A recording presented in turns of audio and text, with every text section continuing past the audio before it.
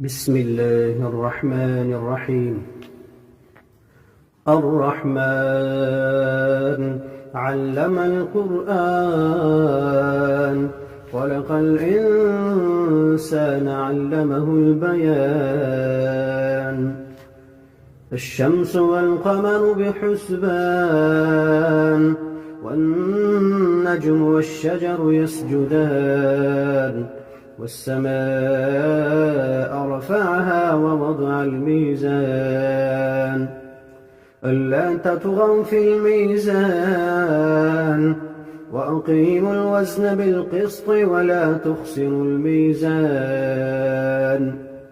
والأرض وضعها للأنام فيها فاكهة والنخل ذات الأكمام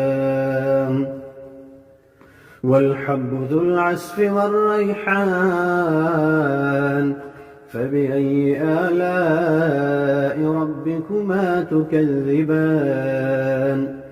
خلق الإنسان من صلصال كالفخار وخلق الجان من مارج من نار فبأي آلاء ربكما تكذبان.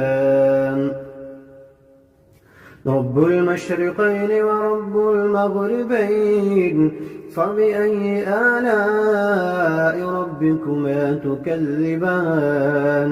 مرج البحرين يلتقيان بينهما برزخ لا يبغيان فبأي آلاء ربكما تكذبان.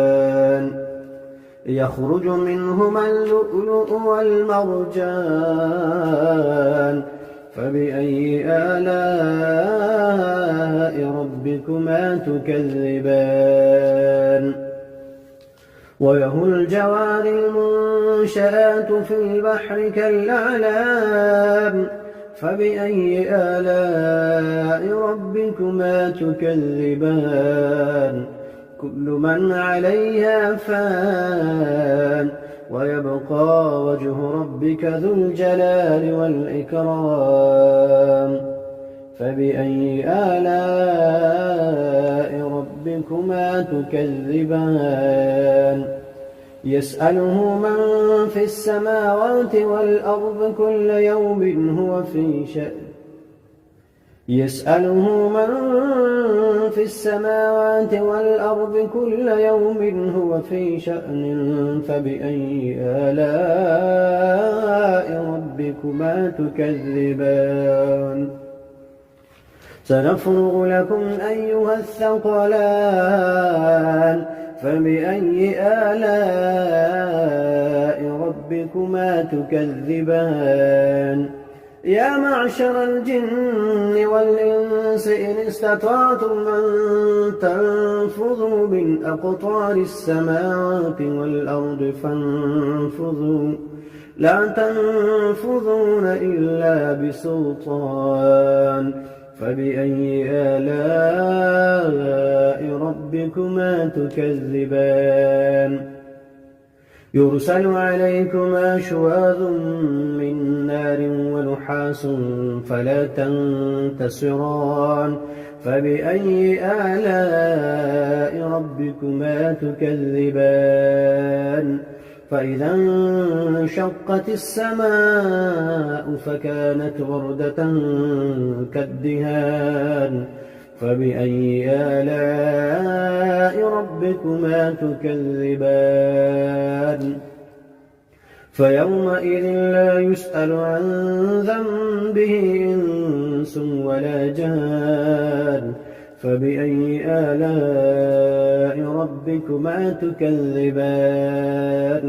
يعرف المجرمون بسيماهم فيؤخذ بالنواصي والأقدام فبأي آلاء ربكما تكذبان.